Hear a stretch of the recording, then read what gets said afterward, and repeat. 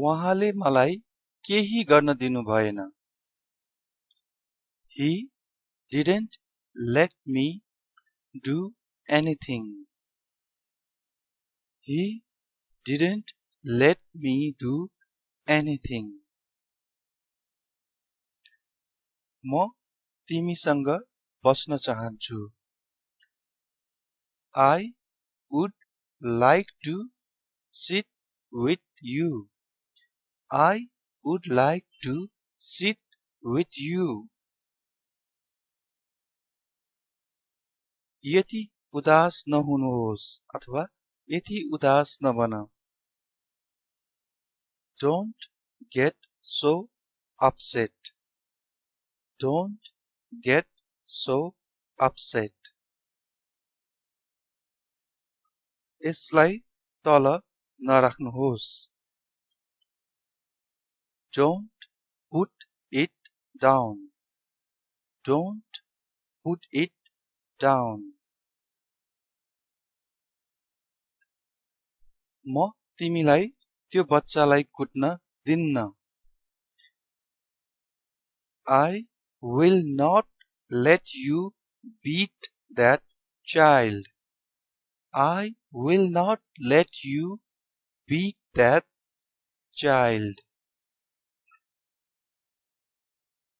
कहिलेकाहीँ अपराधीलाई संरक्षण गरिएको जस्तो लागेको केसमा हामीले यो सेन्टेन्सलाई युज गर्न सक्छौं। जस्तै कि उसलाई हत्याको बारेमा किन सोधिएको छैन? Why is he not asked about the murder? Why is he not asked about the murder? गाडीमा तेल नहुँदा गाडी रोकिन्छ। If there is no oil in the car stalls. If there is no oil in the car stalls. तपाईलाई ओइलबाट चल्ने गाडी मन पर्छ कि इलेक्ट्रिक कार मन पर्छ? प्लिज कमेन्ट गर्नु होला। मलाई त इलेक्ट्रिक कार मन पर्छ। के तपाईले कहिल्यै धूम्रपान गर्नु भएको छ? Have you ever smoked? Have you ever smoked? यो अलिकति लामो सेन्टेन्स छ, तर अलि ध्यान दिएर हेर्नुभयो भने पक्कै बुझिन्छ र पक्कै कण्ठ गर्न सजिलो हुन्छ। जब तपाई असफल हुने चिन्ता नगरी कडा मेहनत गरिरहनुहुन्छ, अन्ततः तपाई सफल हुनुहुनेछ। यो एकदम राम्रो सेन्टेन्स छ, हाम्रो डेली लाइफमा पनि युज हुने। तपाईले पनि दिमागमा स्ट्रेस नलिकन आनन्दले भिडियोहरू हेर्नुभयो भने तपाईले पक्कै इंग्लिश सिक्नुहुनेछ। तपाईले दिमागमा कहिले सिक्ने, कतिखेर सिक्ने, कस्तो गाह्रो, यो यस्तो स्ट्रेस लिनुभयो भने तपाईले सिक्नलाई अझ टाइम लाग्छ र तपाईले यो इंग्लिश सजिलो हुन्छ, यो इंग्लिश सिक्न सजिलो हुन्छ, त्यति गाह्रो छैन। म चाँडै सिक्छु भनेर तपाईले सोच्नुभयो भने चाँडै सिक्न सक्नुहुनेछ। When you keep working hard without worrying about being failed, eventually you succeed. When you keep working hard without worrying about being failed, eventually you succeed. When you keep working hard without worrying about being failed, eventually you succeed. के computer मर्मत गरिएको छ? Is the computer repaired? Is the computer repaired? यहाँ repaired हो, ed हो, ed पनि छ। उहाँले मलाई खेल्न दिइराख्नु भएको छ। He is letting me play. He is letting me play. उसले आफ्नो वचन राख्दैन. He doesn't keep his word. He doesn't keep his word. म छुट्टीमा छु. I'm on holiday. I'm on holiday. झोलामा नबस्नुहोस्. Don't sit on the bag. Don't sit on the bag. म त्यहाँ एकपटक गएको छु. I have gone there once. I have gone there once. भोलि छुट्टी छ. भोलि छुट्टी छ. यो क्वेशन हो. छुट्टी छ भनेर सोधिएको question. Is tomorrow a holiday? Is tomorrow a holiday? के तपाईसँग तातो पानी छ? Do you have hot water? Do you have hot water? उनीहरू ताल पार गर्दैछन्. They are crossing the lake. They are crossing the lake. अब म नेपालीमा लेख्दै जान्छु. तपाई इंग्लिशमा गेस गर्दै जानुहोला. मलाई त्यसो गर्नमा खुसी लाग्नेछ. अब गेस गर्नुस् त. गेस गर्नुभयो?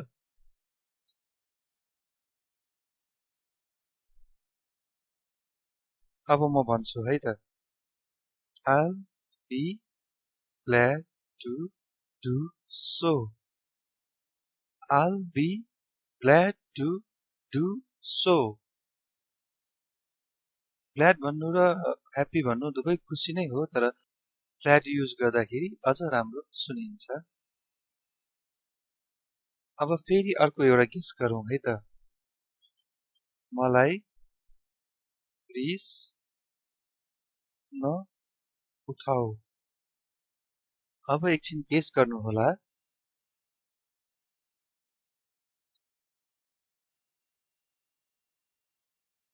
Don't make me lose my temper. Don't make me lose my temper. म मेहनतका साथ पढाइ गरिराखेको छु, तर मेरो भाइ अल्छी छ. I'm studying hard but my brother is lazy. I'm studying hard but my brother is lazy. बैठक कोठामा भेटौं. Let's meet in the meeting room. Let's meet in the meeting room. अब अगाडि के? What next? What next? अरु केही? Anything else? Anything else? अब चुनाव अगाडि छ. तपाईहरुले पनि यो सेन्टेन्स यसरी युज गर्न सक्नुहुन्छ. के तिमीलाई उ फेरि निर्वाचित हुन्छ जस्तो लाग्छ? Do you think he will be elected again? Do you think he will be elected again? लाइनमा को छ? Who is on the line? Who is on the line? On the line अर्थात फोनको लाइनमा कुनै न कुनै दिन भेट अवश्य हुन्छ We will definitely meet someday We will definitely meet someday आपतकालीन अवस्थामा मैले कुन नम्बरमा कल गर्नुपर्छ What number should I call in case of an emergency An emergency यहाँ E भएकोले अगाडि N छ ANN What number should I call in case of an emergency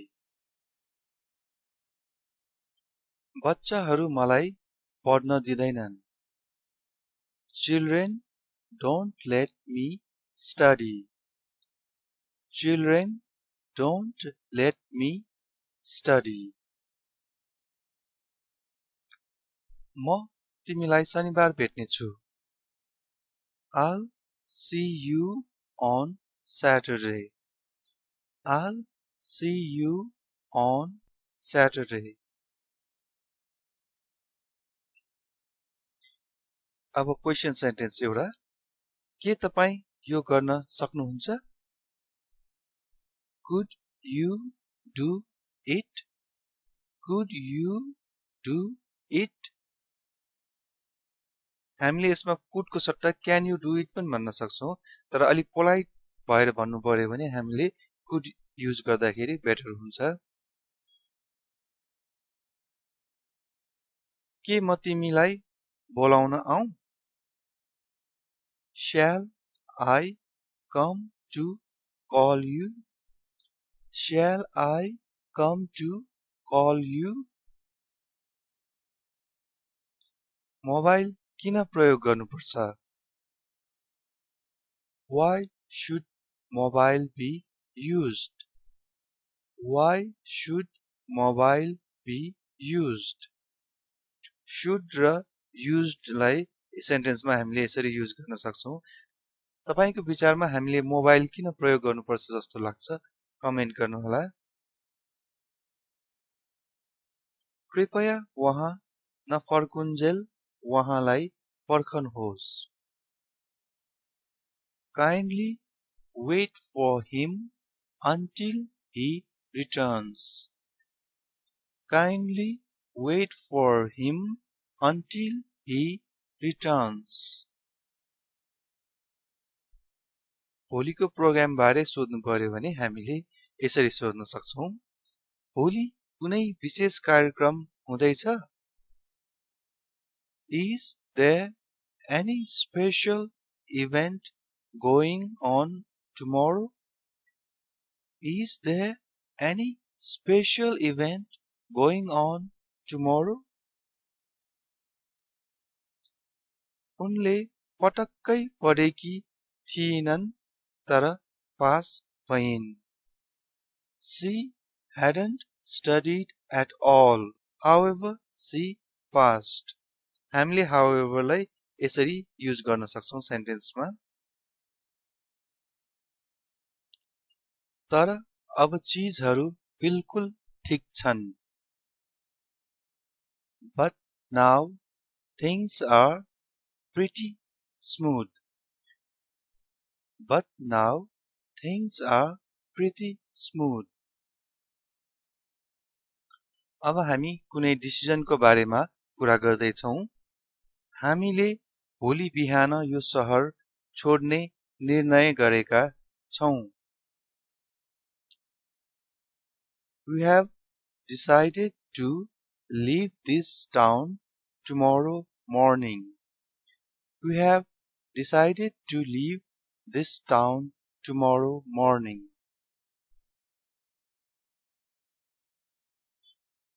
अब कुनै व्यापार व्यवसायको कुरा गर्नु पर्दाखेरि यसरी हामीले भन्न सक्छौं स्पष्ट रूपमा यसबाट साना लगानीकर्ताहरू सबैभन्दा बढी प्रभावित भएका छन्